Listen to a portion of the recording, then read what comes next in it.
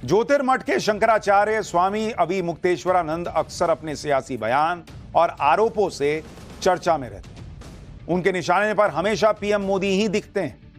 वो राम मंदिर के प्राण प्रतिष्ठा पर पीएम मोदी का विरोध करते हैं, कभी विपक्षी नेताओं का खुलकर समर्थन करते हुए पीएम मोदी पर आरोप लगाते हैं, लेकिन इस बार उन पर ही गंभीर आरोप लग गए।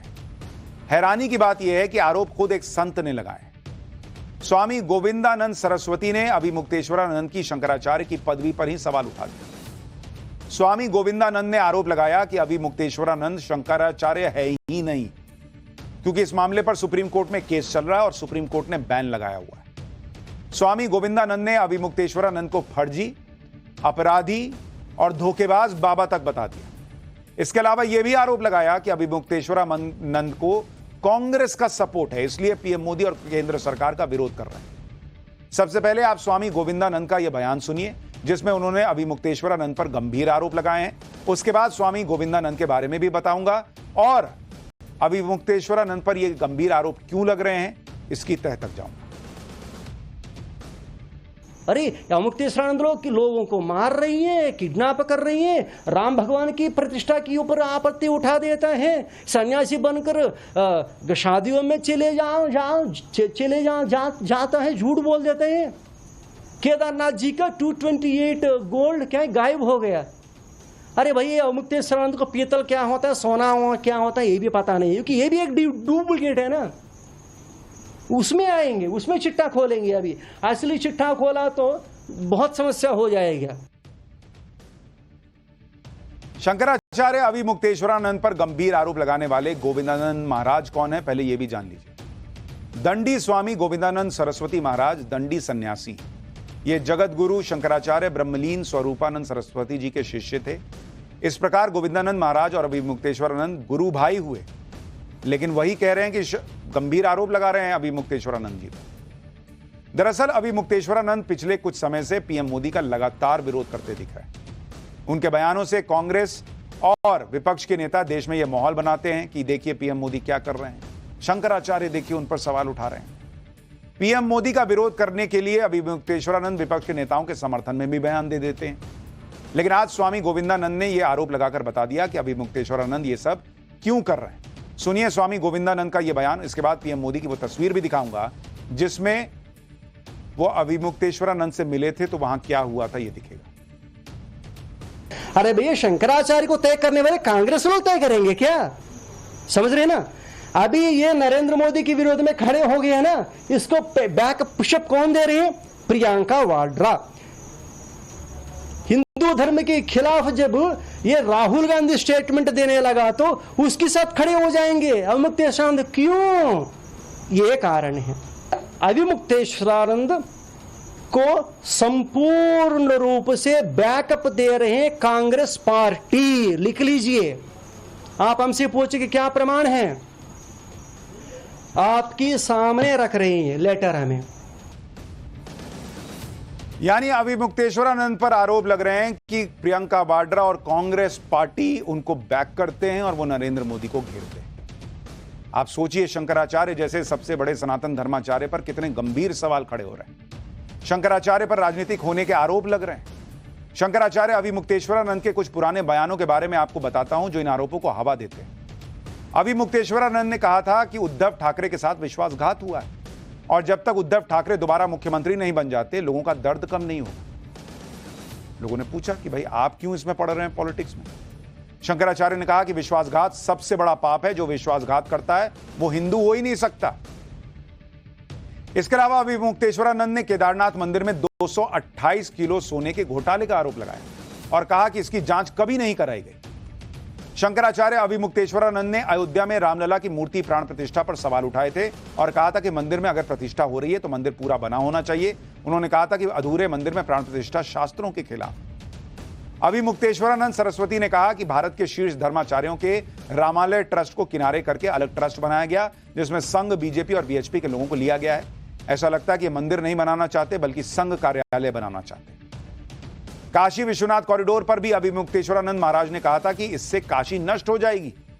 मोदी सरकार भोलेनाथ के वास्तु से खिलवाड़ कर रही है। कांवड़ यात्रा के दौरान नेम प्लेट लिखने के आदेश पर शंकराचार्य ने सवाल खड़े किए। यानी उन पर नरेंद्र मोदी का लगातार विरोध करने के आरोप ऐसे ही नहीं लग रहे, लगातार वो कई मुद्दों पर बोलते हैं। अभी मुक्तेश्वरानंद लगातार पीएम मोदी के खिलाफ माहौल बना रहे हैं, उनके खिलाफ बयान दे रहे हैं, लेकिन पीएम मोदी ने पलटकर कभी उनके खिलाफ नहीं कहा, कोई बयान नहीं दिया, क्योंकि पीएम मोदी हमेशा संतों का सम्मान करते हैं। आप देखिए कि कुछ दिन पहले पीएम मोदी जब अनंत अंबानी की शादी में गए थे तो उनकी मुलाकात अभी मुक्तेश्वरानंद से भी हुई, और इस दौरान भी ये जानते हुए कि अभी मुक्तेश्वरानंद लगातार उनका विरोध करते हैं, पीएम मोदी ने पैर छूकर उनका आशीर्वाद लिया। इस वीडियो को देखकर हर कोई पीएम मोदी के बड़प्पन और संतों के प्रति सम्मान को देखकर हैरान रह गया था कि भाई जो व्यक्ति लगातार उनको घेर रहे हैं, उन मामलों में भी जिनसे उनका कोई लेना देना नहीं, पॉलिटिकल मामलों में भी उनके भी नरेंद्र मोदी पैर छू रहे हैं। आप ये भी देखिए कि आज इंडी गठबंधन शंकराचार्य अभी मुक्तेश्वरानंद के बयानों के आधार पर मोदी सरकार पर हमला करता है, लेकिन इंडी गठबंधन के नेताओं के दौर में इन्हीं शंकराचार्य के साथ कैसा सलूक होता था वो भी दिखाता हूं।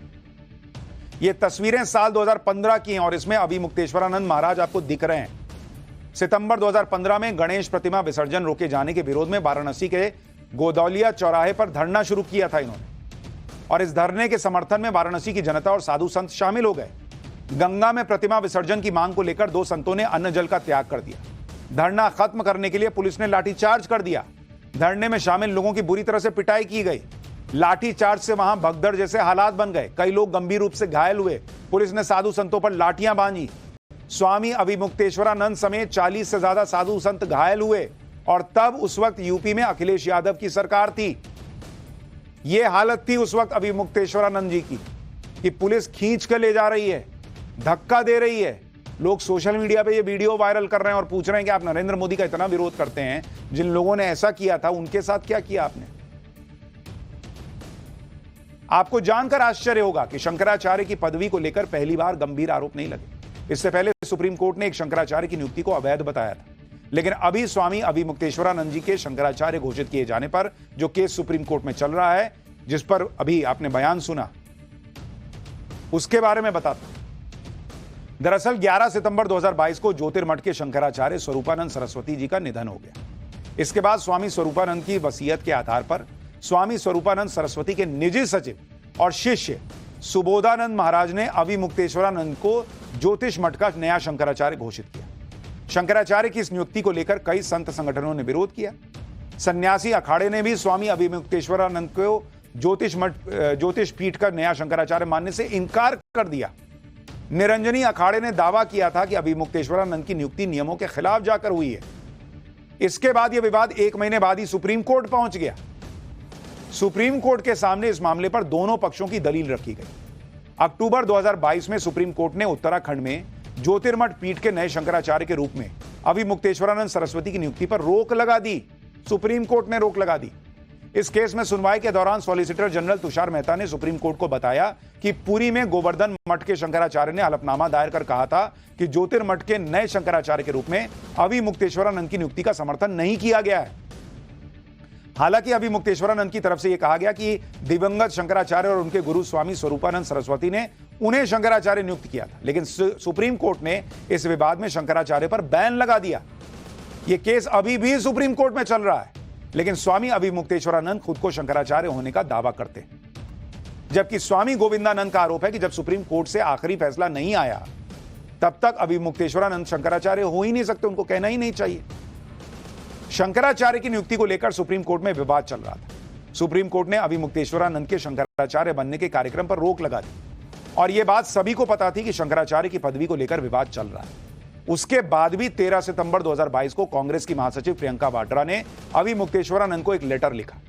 यह वही लेटर है और इस पे पड़ी तारीख भी आप देख सकते हैं।